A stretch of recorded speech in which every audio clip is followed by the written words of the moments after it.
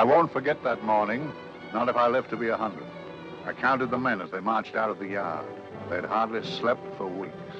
We of the CID had slept even less, but the nightmare that kept us awake was all the same nightmare. That's why we weren't surprised when the commissioner asked us up to the conference room for a bit of a talk. He'd talked to us plenty, we knew that. It didn't help any to know what was ahead of us.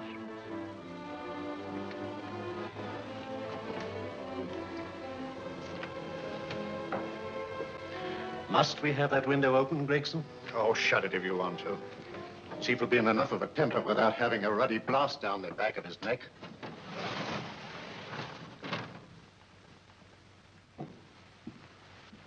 Gentlemen, the commissioner.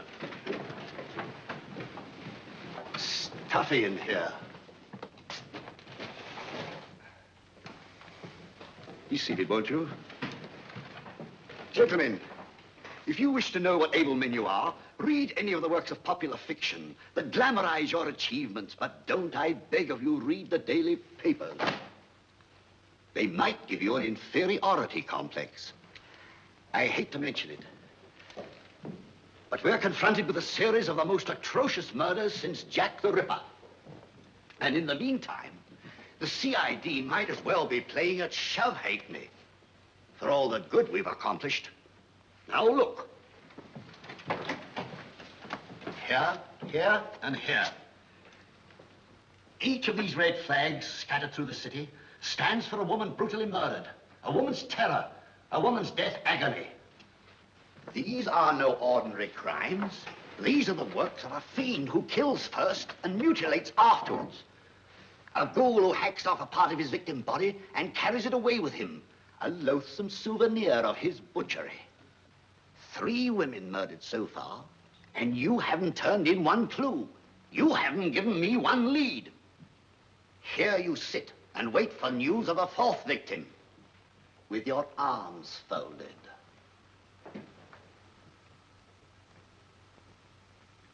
Well, we hadn't long to wait.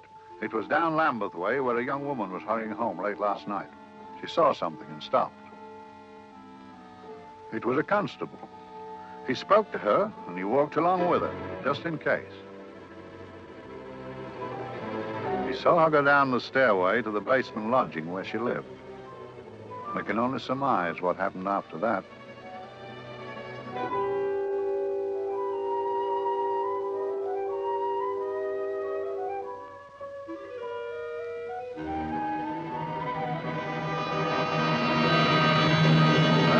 My pride in my pocket and went to see the man who'd so often helped out Inspector Lestrade and myself in the past, Mr. Sherlock Holmes.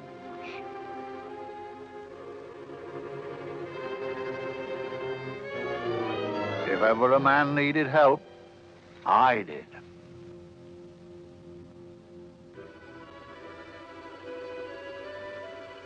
This makes 4, Inspector. 4 defenseless women here in the heart of London. And everyone with the right forefinger hacked off. Not hacked, Inspector Gregson. Cleanly, expertly severed. The work of a skilled surgeon. That's our only clue. Much about the age of my sister's girl. Is there no way of stopping this, Mr. Holmes? Yes. There's a way, somehow.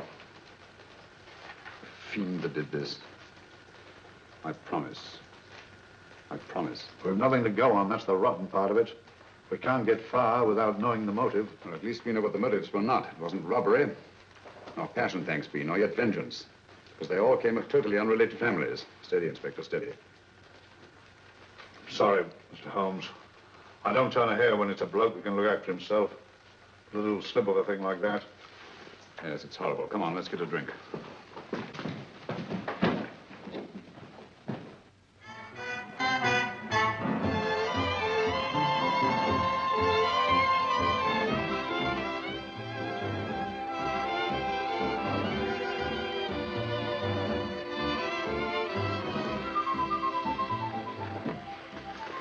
Mr. Holmes. Evening, Vincent. Whiskey and soda, please, and a double for my friend here, Inspector Gregson. Thank you, sir. Make mine Irish. Decent of you to give me a hand with this thing, Mr. Holmes. Always a pleasure to be of help to Scotland Yard, Inspector. Little out of my line. Looking for a maniac who murders just for the fun of the thing. perhaps, just to get a human finger. In all 4 cases, the murderer risked capture by stopping to secure a finger. 104. Who knows? He's just a madman. Perhaps there's method in his madness. If we could just trace those missing fingers. If we could just drain the English Channel, we might find a penny. Huh? Oh, thank you. Can I keep those, Mr. Holmes? Thank you.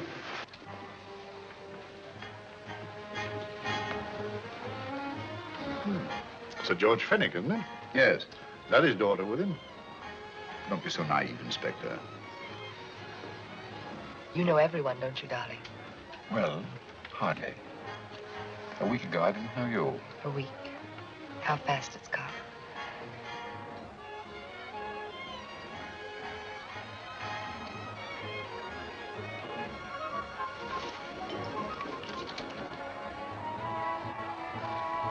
I collect these things. How very quaint of you. Shall we go? Yes.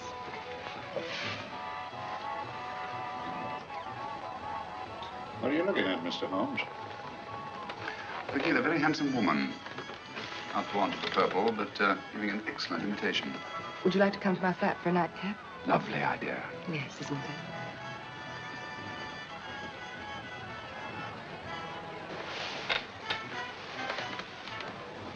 I wonder where she's taking Sir George Fenwick. Don't be so naive, Mr. Holmes.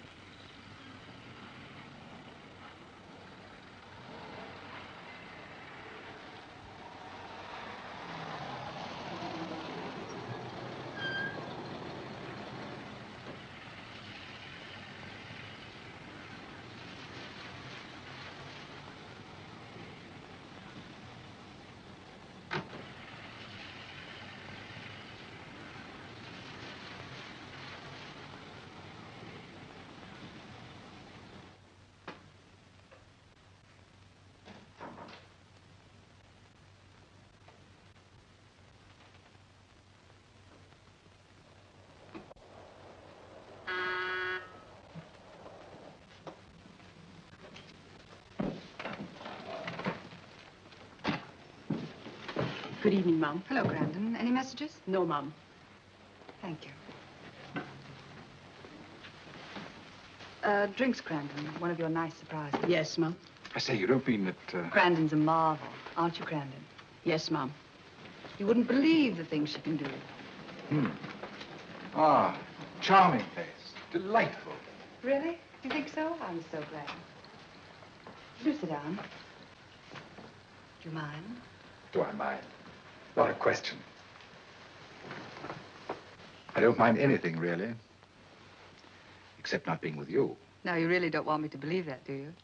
Not too seriously. Good. We're both quite grown up, aren't we? Quite.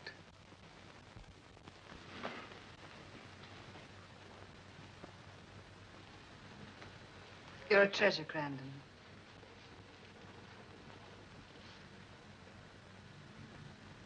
And lower the lights a little as you leave.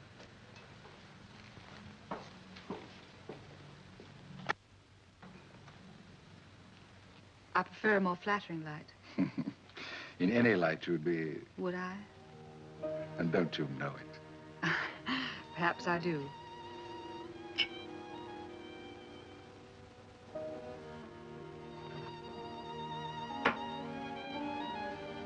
Oh, that priceless woman. You wouldn't believe it, but she's absurdly romantic. She loves dreamy music, and she thinks that we... But we do, don't we? Do we? Well, it's rather soothing, restful. Yes. And we all need rest at times, like tired children who've played too long. You've played with wooden soldiers, I suppose. Funny. Hadn't thought of that for years.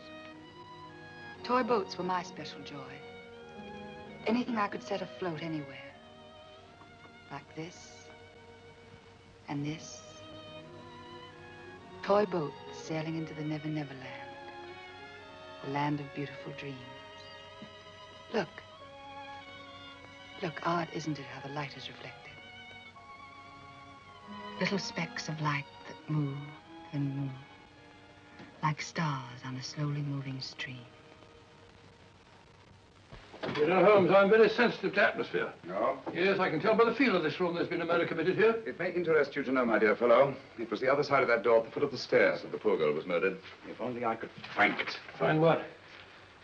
The one thing these unfortunate victims have in common that might give us a motive for these murders. There must be something. Another Jack the Ripper, if you ask me, a homicidal maniac. No, Watson. In the case of Jack the Ripper, there was one thing in common. His victims were all from one walk of life, living in the same section of the city. In this case, the murderer chooses his victims from all walks of life and from different sections of the city. No, my dear fellow, this is not the work of a homicidal maniac. It's something infinitely more sinister. You mean the creeps? What on earth are you talking about? Watson, I'm convinced that these murders are only incidental to some larger and more diabolical scheme. That may be, but why the severed fingers? The answer to that question, my dear fellow, is our only hope of solving these mysteries. Dear sister, I am so happy. I had such a lovely holiday at Brighton with you and Alf. And I'm looking forward to being with you again. Poor little thing.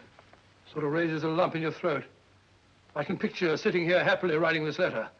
And a not bit realizing that she's shortly going to her death. Hello? Gregson. Oh, there you are, Mr. Holmes. I've been looking for you everywhere. What's happened? Murder in Edgware Road, not half an hour ago. Woman? Yes. And the right forefinger cut off clean.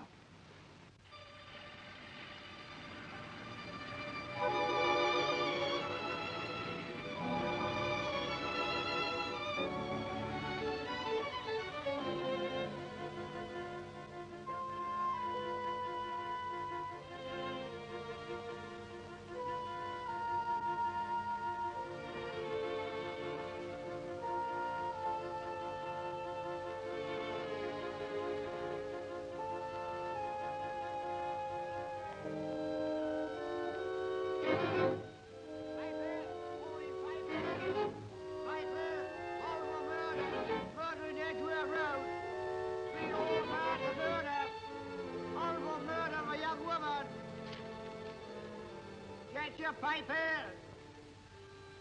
All for murder! Paper! All about the murder! Morning paper! All about the murder! Paper! All for murder! Another young woman found murdered! Paper, sir! All for murder! Paper! Read all about it! Get your paper! Murder in Edgware Road! Horrible finger murder. Shocking murder. Murder in Edgware Road. Horrible murder of a young woman. Read all about the murder.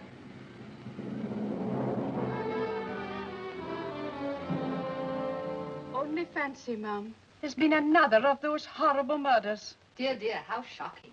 Yes, Mum. I really don't feel quite safe here myself. Oh, dear.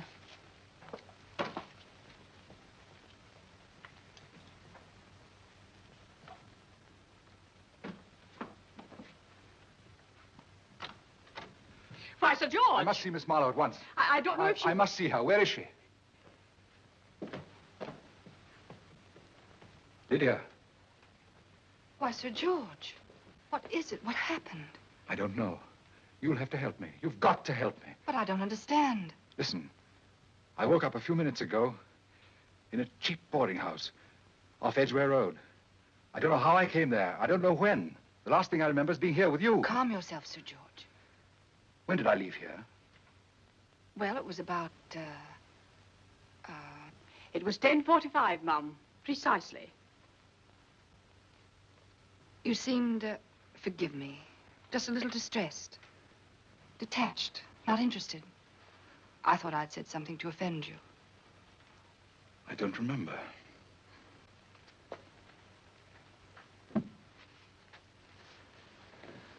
I can't remember. Tell me, has this happened to you before? Before? Well, there is such a thing as amnesia, you know. If it was 10:45 when I left you, it was 9 this morning when I woke. Over 10 hours lost. 10 hours that I can't account for. And in my pocket, when I woke, I found... Yeah, in my pocket. That isn't... Oh, it's not for you, of course. It can't be. Excuse me, Mum, but there's a man asking to see the gentleman. Send him away. Yes, Mum. No, please. I'll see him.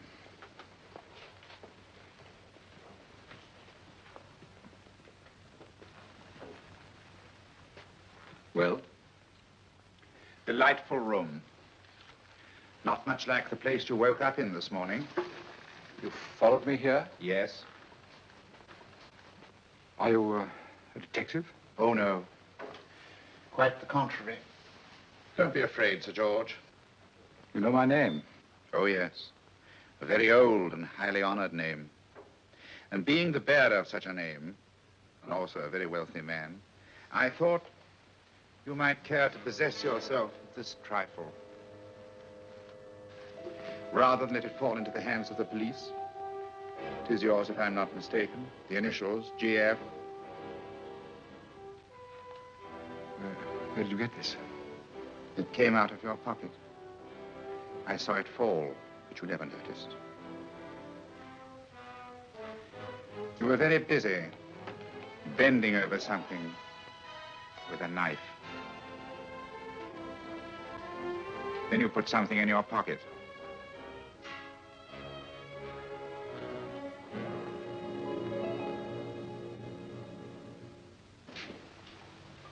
Come along, Holmes, come along, come along. How many more times must I tell you? You're missing a treat. This is delicious. Little jam tarts to follow. Aren't you tempted? You and your flesh pots. They tell me that fish is good for the brain. Brains haven't any. You realize that a whole day and a night have gone by since that bestial affair in Edgware Road? I'm as much in the dark as ever.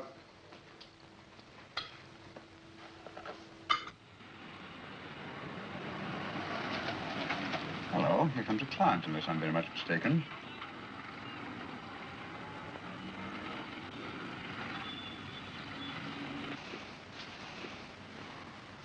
Oh, attractive. Very attractive.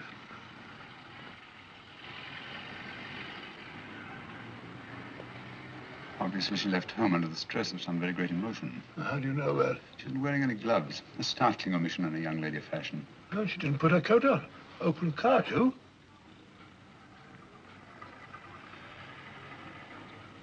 Furthermore, there's something in that bag she wants to show me. What makes you say that? The bag doesn't match her dress, indicating it was picked for size rather than style, to accommodate some bulky object. You amaze me, Holmes. What do you mention money for?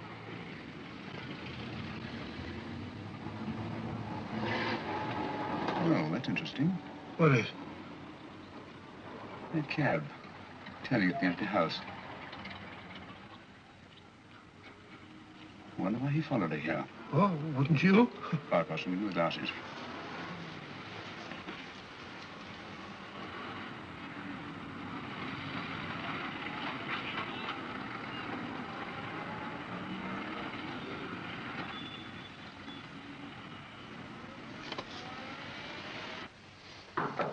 Well, we shall soon know. Yes, Mrs. Hudson? It's a young lady, sir. Most urgent. Ask her to come in. Go right in, miss. Mr. Holmes? Yes, this is my friend, Dr. Watson. How do you do? How do you do? Mr. Holmes, you must excuse me, please. Yes, well, won't you sit down? Come on. May I? It's quite all right. Thank you.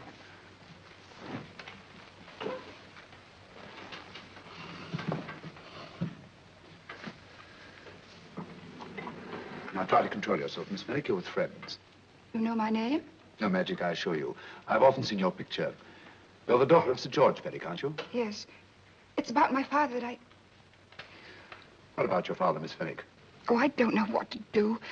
He's always been the nicest, dearest person. Only since Mother died.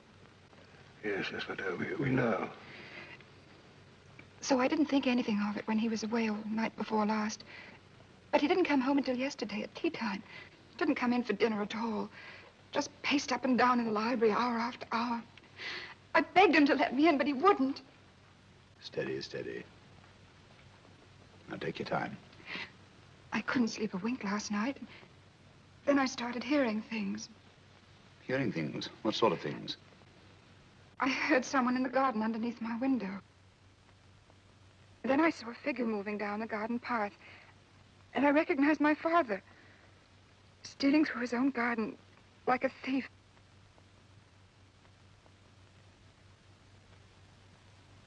He had a spade in his hand, and he stopped by the greenhouse where he started to dig. This morning, at daybreak, I stole out into the garden and I found this.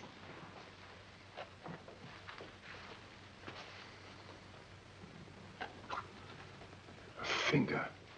A human finger. Bring up Scotland Yard, Willie Watson. Ask them to get hold of Inspector Gregson and tell him to meet us at once at George Finnick's house, Kingston. Operator, get the Scotland Yard quick.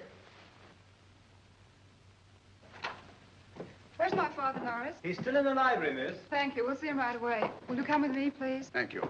I got your message, Mr. Holmes. Yes, indeed. Dad, may I come in?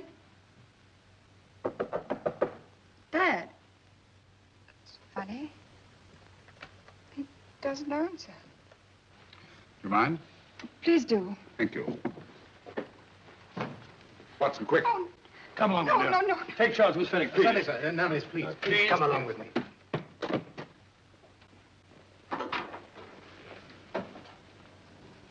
Ed? Yes.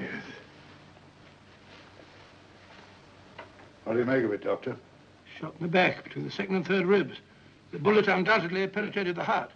Look at the powder marks on his coat. I was afraid of this. What do you mean? Don't you remember the man in the cab who followed Miss Finnick to Baker Street? Well, you don't think he had anything to do with the I deal? think it's reasonable to assume that he tipped off someone that I'd been sent for.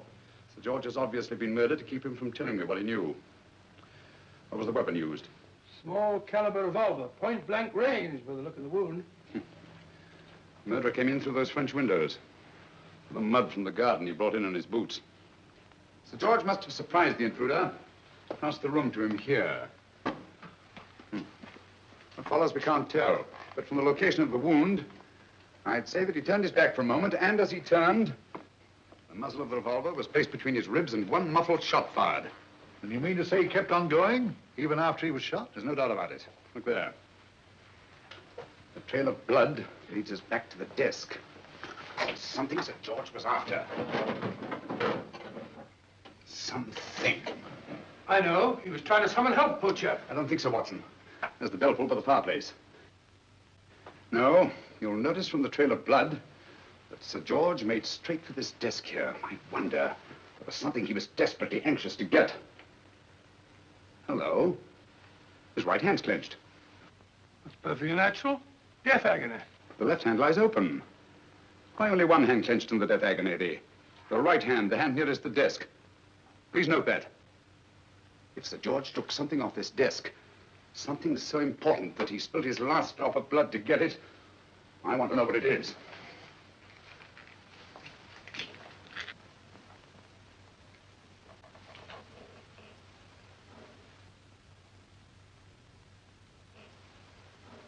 It's nothing but an ordinary match folder. Where does that lead us? I imagine to something very important, Gregson. This match folder's from Pembroke House. Why shouldn't it be? He was there, you know. We saw him yesterday. Yes, but the effort he made after he was shot to get hold of this match folder. It's just possible he wanted someone to remember Pembroke House. He may have wished to recall it to someone who saw it there. Someone who, like ourselves, saw him with a woman.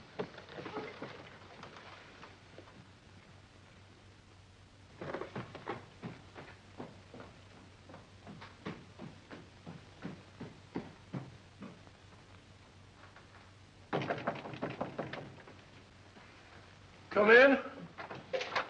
Oh, Dr. Watson, this came by hand from Mr. Holmes not 10 minutes ago. Thank you, Mrs. Elson. That would be the report from Sir George's bank. Report from Sir George. Oh, really? Don't you remember his daughter told us that he'd just closed his account? Had it looked into at once.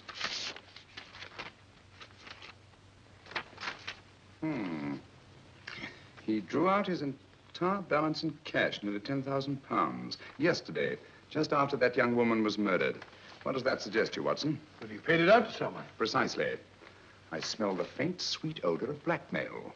You don't think he paid it out to someone who saw him murder the McLean woman? Sir George never murdered anyone. But he did have that woman's finger, and he empty did have and pay out a lot of cash. That's the terrifying part about blackmail, Watson.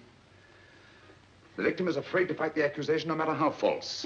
Once the accusation is made, his name is smeared, and sometimes his life is ruined. Well, Sir George didn't commit these murders. What fiend did? I rather think they're not the work of any one man. Oh, come, Holmes. You don't expect me to believe there's a whole organization going about killing people and chopping off their fingers? No, it's possible, quite possible. Well, whoever's behind all this thing must be out of his mind. On the contrary, my dear fellow, if my assumptions are correct, this little scheme has behind it the most brilliant and ruthless intellect the world has ever known. You don't mean Professor Moriarty? I do. Oh, steady, Holmes. You've got him on the brain. This is the third time in as many months you've suspected him of unsolved crimes. He's dead, you know. Is he? Is he? You know he is. He was hanged in Montevideo, well, over a year ago. I know that someone was hanged in Montevideo under that name. But I'll stake my reputation that Moriarty is alive and here, now, in London. Hello? Yes, Dr. Watson, wait a minute. You me?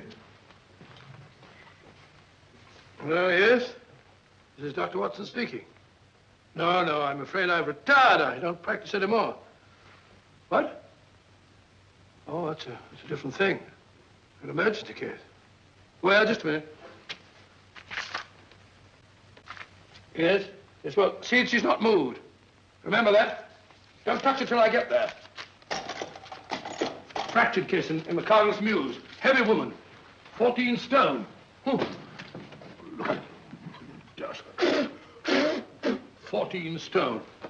Just the sort of person who would hoist herself up on a stool to feed the canary. There ought to be a law against fat people keeping little dicky birds. Well, so long, old man. I shan't be very long.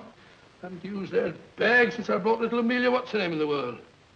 She grew up to be a very unattractive child. Oh, who wouldn't with a name like Amelia? Oh, Amelia. Amelia.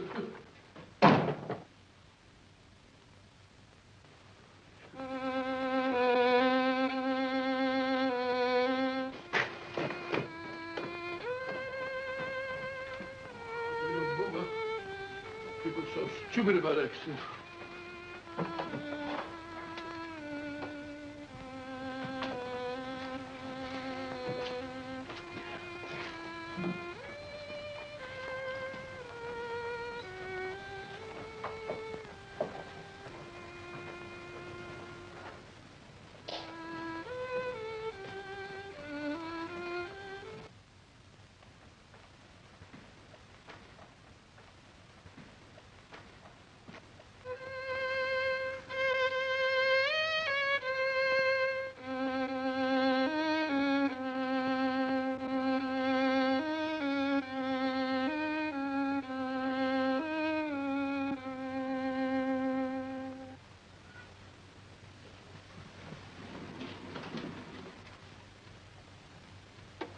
Oh, Professor Moriarty.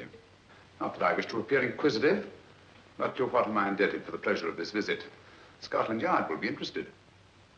It's very convenient for me to have Scotland Yard think that I'm still dead in Montevideo. I never dreamed of fooling you. Thank you. The thought occurs to me, Mr. Holmes, that there are some advantages in living within the law.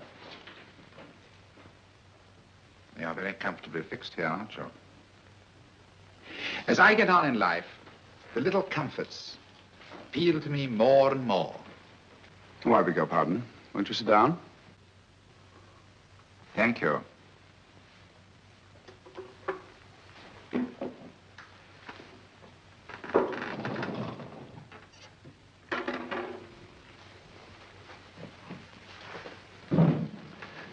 And now, Professor Moriarty, what can I do for you? Everything that I have to say to you has already crossed your mind. And my answer has no doubt crossed yours. Yes, final? What do you think? I shall not rest until you are hanged for the finger murders. You've no proof, you know. No, not a shred. But I have you.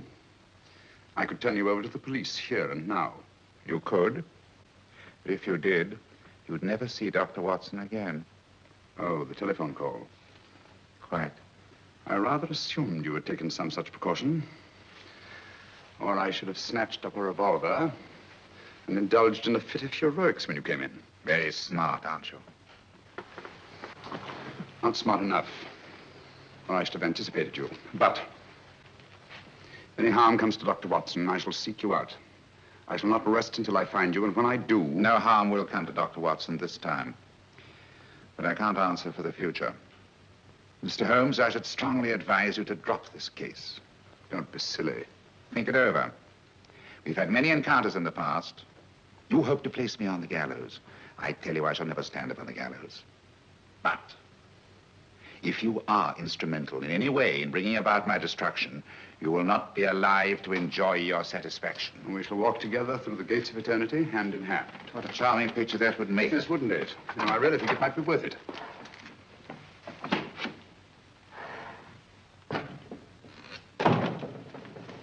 Shoelaces, Governor? Tuppence a pair. And strong enough to hang yourself. How many more times must I tell you I don't want your filthy shoelaces or your company? Shoelaces, Governor? Blasted impertinence. Run along, my good man, or I'll give you in charge. Shoelaces, Governor? Shoelaces, Governor? Help a poor bloke. What's only got one arm? Any luck with Mr. Holmes? You can read his obituary in tomorrow's papers.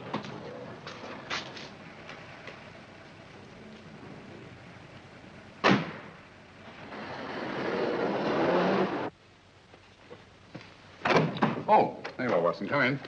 I was, just going out to look for you. Look for me what for? Suppose you don't think I know my way about. Well, you're right, I don't. Blast all practical jokers anyhow. Know where I've been? On a wild goose chase. Exactly. There's no such number in McCardle's Muse. Some fool's idea of a joke.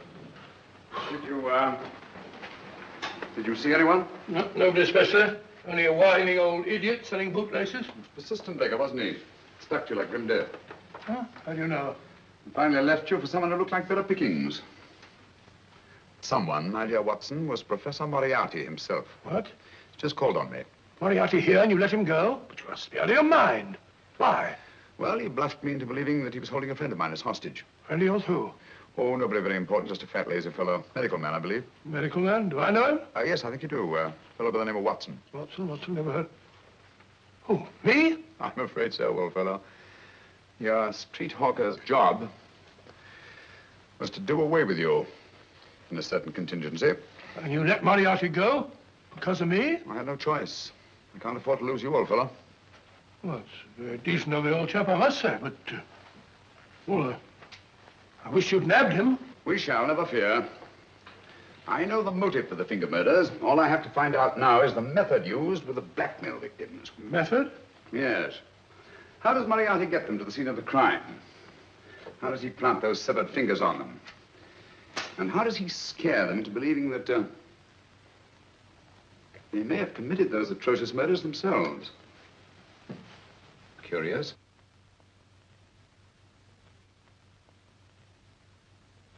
Very curious. Huh? Curious? What's curious? That window in the empty house across the street. First floor front. Huh? What's wrong with it? It's open. Why shouldn't it be open? Well, it wasn't open half an hour ago. I'll stake my life on that. Oh, that's not our business. Let it stay open. I wonder if you'd go over, old fellow, and see what's the matter. Oh, trespassing. It's against the law. Very well, I'll go myself. Oh, well, if you're going to put it like that, ridiculous waste of time. Doing about shutting windows at this hour of the night. Here, you better take this torch. Well, take what? Dignified job for a doctor. Dr. Watson, the torchbearer. And what do you propose to do? Sit in a comfortable chair, I suppose, and read a good book? That's a very good idea. Yes, very good idea. While I play night watchman, you have a nice read. Mm-hmm. Good night. Have a good time. Have a good time. What do you mean, have a good...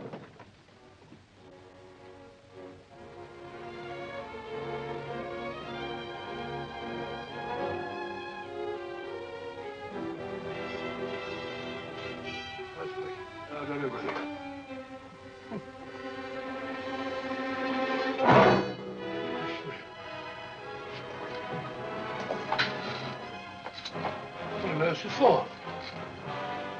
Oh, umbrella stand. Pretty little thing to keep about the house. Must have been a pet.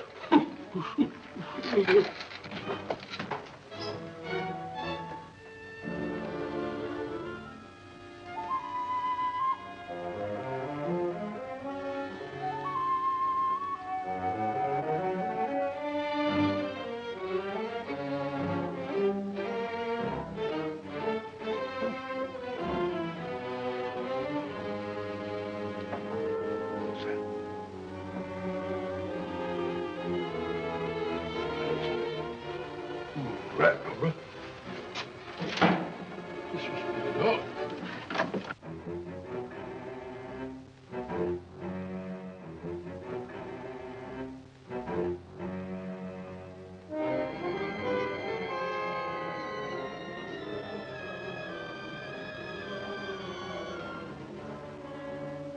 While he sits comfortably reading a book.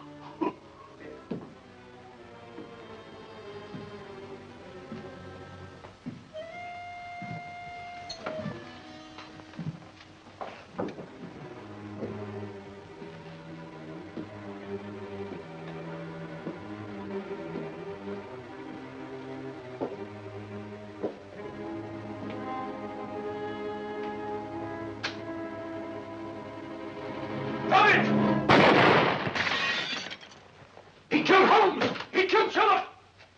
Watson. You? But I saw him shoot you a second ago. Not me, my dear fellow. Merely the bust of Julius Caesar. Incidentally, you may have noticed that all through the ages, prominent men have prominent noses.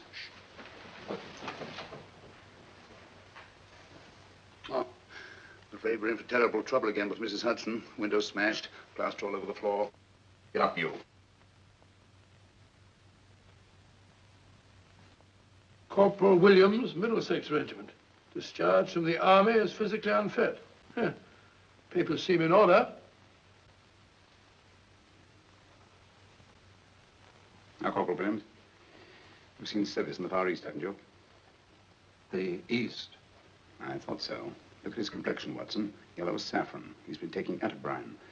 Cure for malaria. Sniper, aren't you? Sniper. Why did you try to kill me? I had to kill him. I had to. Oh, snap out of it. Stop it, Watson. He's shamming. No, he isn't. Who told you to kill me? She told me. She told you? She told me. I couldn't miss. Well, luckily you did miss, you murderer. Isn't a murderer, Watson.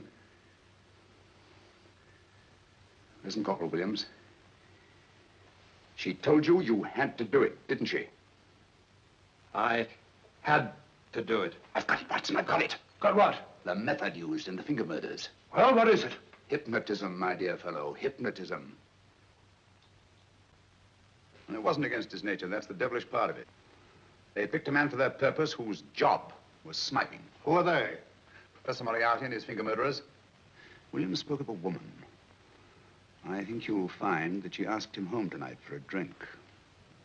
Nice quiet rooms, soft lights, music. You've got it all pat, Mr. Holmes. What's the lady look like? Oh, up 30, nice figure, blonde, lustrous eyes. Oh, really? Got a phone number? Oh, so? Williams will give us her address. Look after him, Gregson. Don't let anyone come near him. He's our key witness in the finger murders. Well, I hope you're guessing right, Mr. Holmes. Get up, Williams. Now, go with Inspector Gregson anywhere he tells you. Come on. Yeah. Ring me as soon as he comes to himself, will you? I will. Good night, gentlemen. Good night. Well, if you believe that fellow Williams was hypnotized, I suppose you think Sir George Fenwick was hypnotized, too. Yes, I'm quite sure of it. Have a cup of tea? Thanks, old boy. Nothing to eat. Well, why didn't these people make Sir George do the murder himself? Because they didn't want to get him hanged. They wanted to blackmail him. Well, who do you think the actual murderer is? One of Moriarty's gang. A diabolically simple technique. Kill a woman. Yes. But why cut off the fingers? My dear fellow, don't you understand? The severed finger is what links the blackmail victim to the murder. He wakes, finds the grisly thing in his pocket. Doesn't know how it got there. He's no idea that he's been hypnotized. For all he knows, he may have committed the atrocious crime during some dreadful lapse of sanity. In that state, when he's utterly demoralized, the blackmailers take over. Is that it? Undoubtedly. You see, they swear that they saw him commit the murder. And being human, the victim will pay anything rather than stand trial on a charge that will make his very name loathsome. Oh, it all fits in if you believe in hypnotism. The only possible explanation. You think the hypnotist is that woman with the blonde hair and the lustrous eyes, the woman you invented? I didn't invent her. I saw her. What on earth are you talking about? That woman, my dear Watson, was with Sir George when he left Pembroke House. I saw her there. I shall see her again, and Williams will lead me to her. That's why it's so important to keep him safe. He will identify her.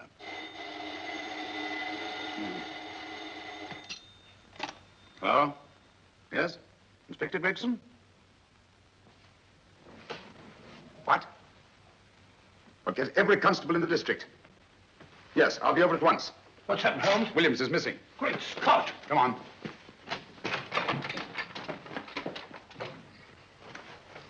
Lorry crashed into Gregson's car. During the confusion, Williams disappeared. Escaped, eh? No, kidnapped. To keep him from talking when he came to. You don't think that Moriarty... Moriarty? Anything is possible.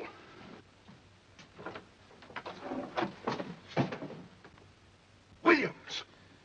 Dead. You see, anything is possible.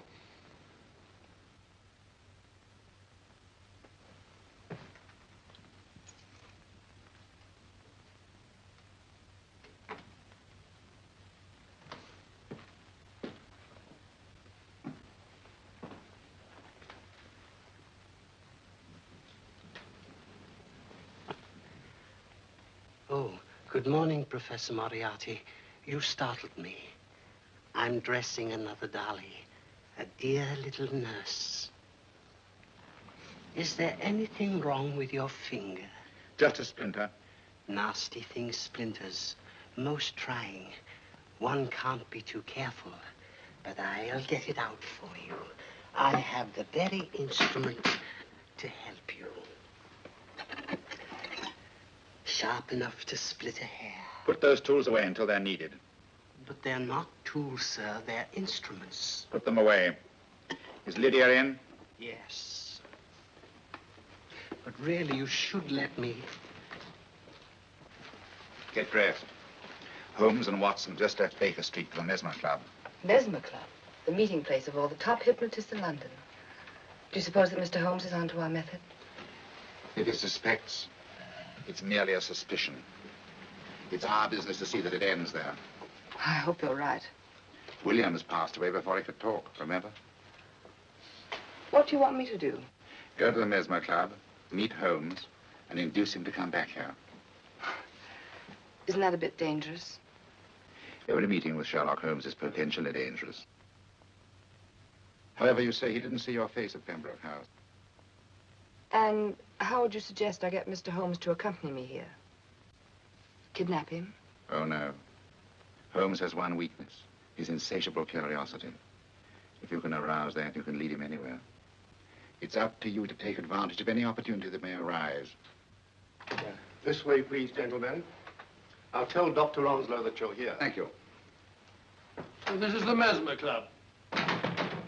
If you ask me, hypnotism is a lot of mumbo-jumbo. Oh, come now, Watson. As a medical man, you must admit that hypnotism has its place in modern science. That may be, but 90% of hypnotists are crooks of the worst kind. Nothing more than a lot of charlatans exploiting weak-willed morons.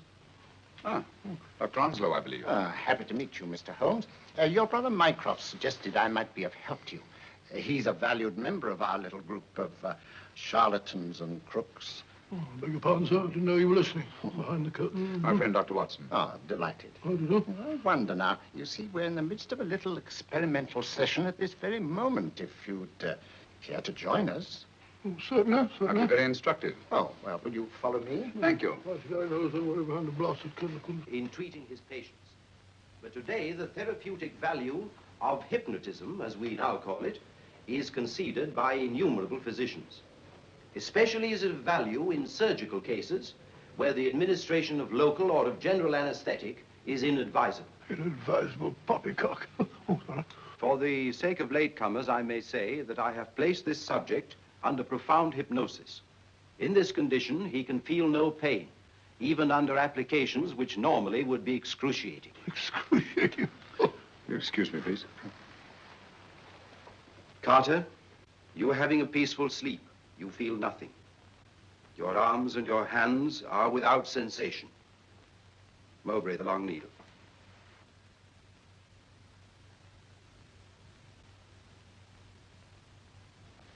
Carter, give me your right hand.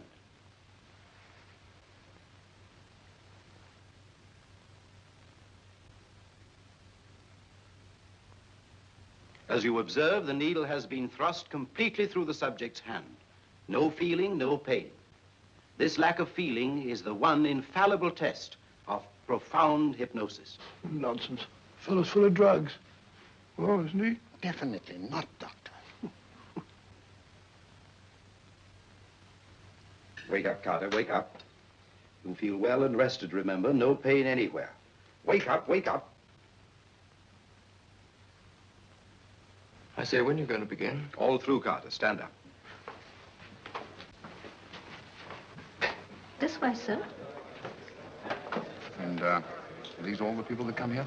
Oh, no. Others keep dropping in all the time. I suppose it's all right for those who believe in it, but of course, I'm a professional man myself. Then you don't believe in hypnotism, Dr. Watson? Oh, I don't deny that there are certain types of hysterical, feeble-minded people who go under if you point your finger at them. But anyone with an ounce of character. How right you are. You see right through our little artifices, don't you, Doctor? Right through, my dear sir. Right through. Right so. But with the feeble-minded, as you say... excuse us, Mr. Holmes. Certainly. Step over here, won't you? Certainly, sir. Anything to oblige. Let me show you how easily we charlatans take advantage of them. Now, sit down, Doctor. Now, we set a thing like this in motion. It's wonderful, the attraction on the feeble-minded, of course. The continuous motion, if they just let themselves follow it. Of course, you could stare at it till doomsday, Dr. Watson, with no effect at all. Still, it might make you a little drowsy, like the white ribbon of road at night when you're driving. The rhythm is smooth, unbroken, and the road goes on and on, round and round, always the same, winding and winding.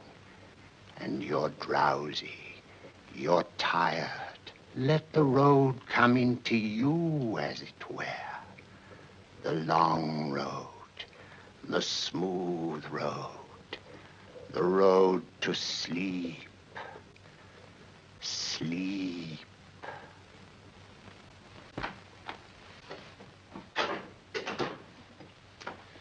Open your eyes. Stand up. Turn around. And now, Dr. Watson, you're on a holiday in Scotland. The country is amazingly beautiful. We're coming to a stream. It isn't deep. Better take your shoes and socks off.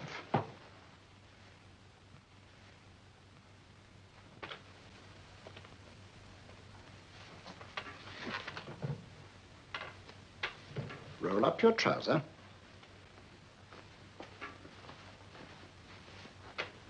That will do. The other leg is waterproof. Turn around. Mind the pedals.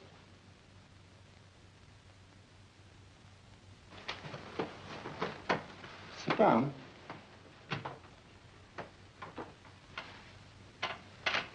Wake up now.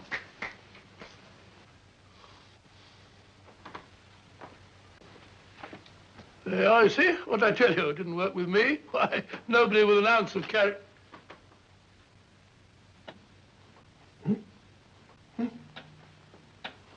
I think you'll need these.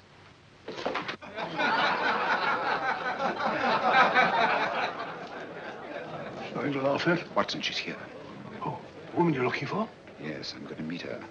Perhaps I can induce her to take me to Moriarty. Do you think it's wise, Holmes? It may not be wise, but it's essential. After all, I've held me on with Moriarty in the past. But isn't it dangerous? She might be a hypnotist. If my will isn't stronger than hers, I deserve to be hypnotized. I feel I must protest, Dr. Onslow. I was told this was a gathering of serious students of a great science, and I find myself in a company of buffoons. Oh, my dear madam. Elliott's and Esdale Braid. Were those men martyrs for the truth, that you may laugh over your childish, cruel tricks? I must say I'm in complete agreement with you, madam. This was most unnecessary performance, Dr. Onslow. Beg your pardon, sir. My name is Holmes, Sherlock Holmes. At your service, madam. Thank you, Mr. Holmes. I'm afraid I've created a rather embarrassing situation. But you see, I'm interested in the serious study of hypnotism. So am I, too. Perhaps we have something in common, Mr. Holmes. Perhaps we have. Do you join me for a cocktail at Pembroke House? I should be delighted. Good.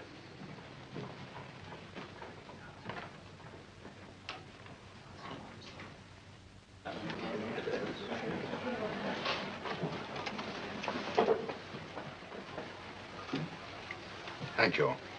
I didn't know there was such a pleasant place in London. It was so nice of you to suggest our coming here. I thought a little pick-me-up would do us good. You mean you thought I looked... I like the way you look. Thank you. I suppose I did lose my head a little at the Mesmer Club. But you see, hypnotism is almost a religion with me. I know so well what it can do to help, heal. And I can't bear to see it used for trivial purposes. I know very little about it. That's why I went to the Mesmer Club. You see, I'm rather puzzled just now with the case that I'm working on. How fascinating. Tell me about it. It's the murder of Sir George Fenwick. Fenwick? Who's he? Quite a well-known figure. Odd now I come to think of it. Last time I saw Sir George was here at Pembroke House. Strange. Yes, isn't it? He was sitting, I believe he was sitting at this very table. Cigarette? Thanks. Do go on. There was a charming lady with him. He was lighting a cigarette.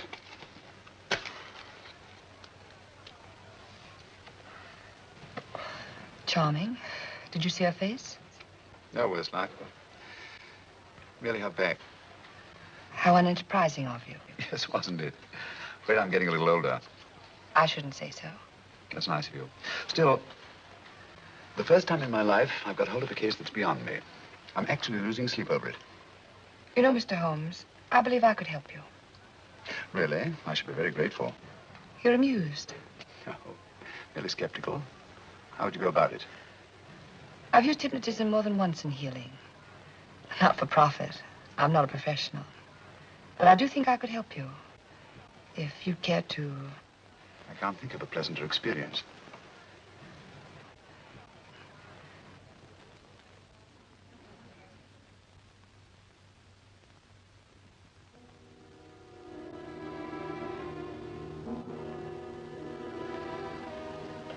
Low lights, music, is that all there is to it? You must relax, Mr. Holmes. I'm afraid you're a rather difficult subject. So I thought perhaps a little help. Materia medica might be advisable. Drugs? No, I'd rather not, if you don't mind. As a matter of fact, I'd rather not myself. But Schrenk-Notzing, he practiced in Munich, you know. Believed it the best means for difficult subjects. Do you mind? Well, as a matter of fact, I don't approve of sedatives. Just as you wish. We don't have to go on with this at all, you know. Wait a minute. Wait a minute.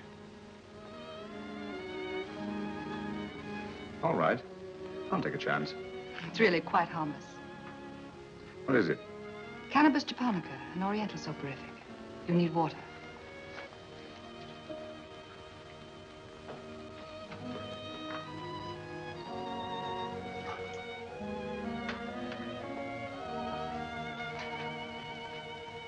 Thank you. Now sit down, Mr. Holmes. You feel yourself growing drowsy. Don't fight it. Give in to it. Because you do want to sleep, you know. Just fix your eyes on this one white flower floating on the water. Empty your mind of every other thought. Follow the motion of the water. So smooth, not a ripple. Waters of forgetfulness. Steady, deep, strong. Strange, isn't it? How the light is reflected. Little specks of light that move and move.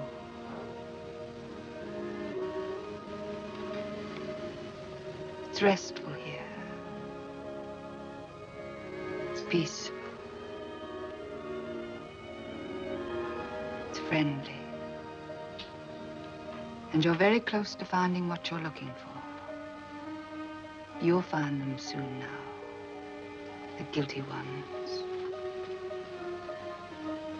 When you're rested, gentle waters closing over you.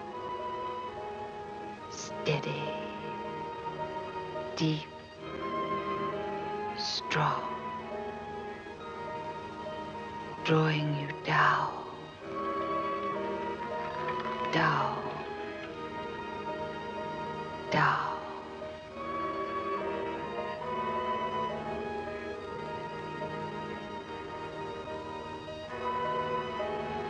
Sleep.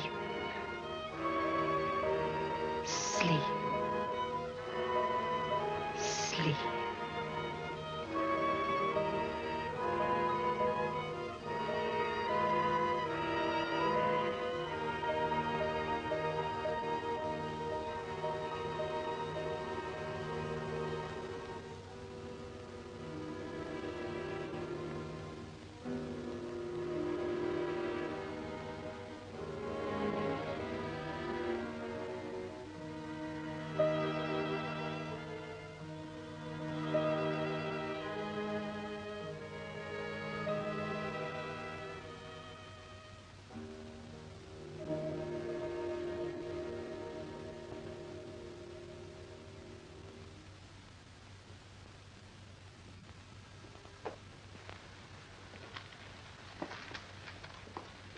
Here he is, Professor Moriarty. Stand up, Mr. Holmes.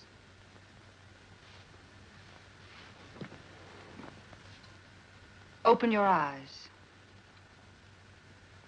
Face this way.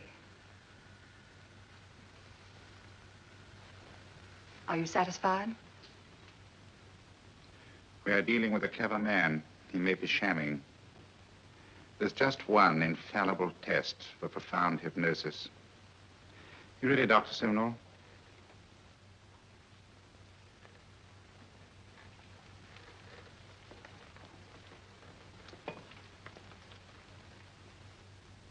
That will do, Doctor. He couldn't fake insensibility to the knife. I congratulate you, Lydia. Turn round, Mr. Holmes. Now walk to the desk.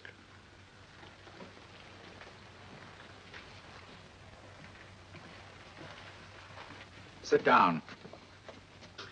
Take that pen and write what I tell you to write.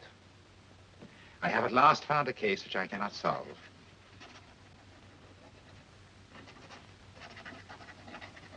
I have outlived my usefulness. Therefore, I have decided to end my life.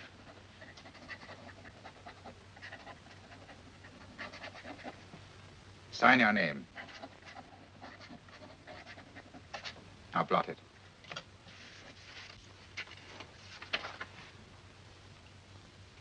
Fold it up and put it in your pocket. Come, Mr. Sherlock Holmes. Go out onto the terrace. But it won't look like suicide, sir. I'm sorry, but Mr. Holmes' injuries must all be self-inflicted. Let's walk a little, Mr. Holmes. It's so pleasant here in the garden. Just step up here. onto the terrace. It's a nice, broad terrace. Now turn to the left and walk slowly to the end of the terrace.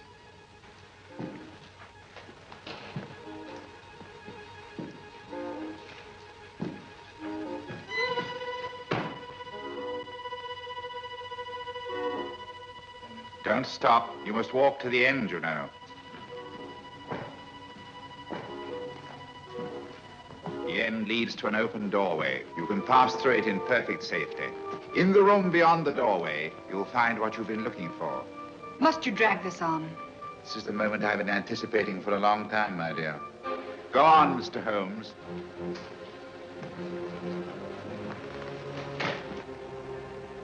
Through the open doorway, you will find the man responsible for the finger murders and the death of Sir George Fenwick. Professor Moriarty. Holmes! Stand still. What a beautiful view, Watson. I'm quite enjoying it. No, you're not. You're hypnotized. You're under a spell. Stand still. Don't move. Steady, Holmes. Steady does it. Stand perfectly still where you are. Nonsense, Watson. You don't know what you're doing. Of course I know what I'm doing. You mean you're not hypnotized? Certainly not. Then get off the wall, you idiot. Oh, look out! Holmes! Dear fellow. What were you doing up there? Holding the fort until you arrived. What kept you? Well, I ran into a spot of trouble on my way to Scotland Yard. I was arrested for exceeding the speed limit. Your luck seems to hold, Mr. Holmes. Well, I'd hardly call it luck, Professor. You see, I substituted a drug of my own for the one that this dear lady pressed on me. You are clever, aren't you? A drug that, although it leaves the subject conscious, renders him quite insensitive to pain. That accounted for my lack of reaction to Dr. Simnel's knife. Well, Gregson, quite an impressive haul. Even Inspector Lestrade himself couldn't have done any better. Thanks, Mr. Holmes. Take him away. All right, put her in the van. I was right, Mr. Holmes. You are a difficult subject. Thank you. And now, Professor, our score is settled. Au revoir until I see you on the gallows. The rope has not been made that'll go around my neck. Come on.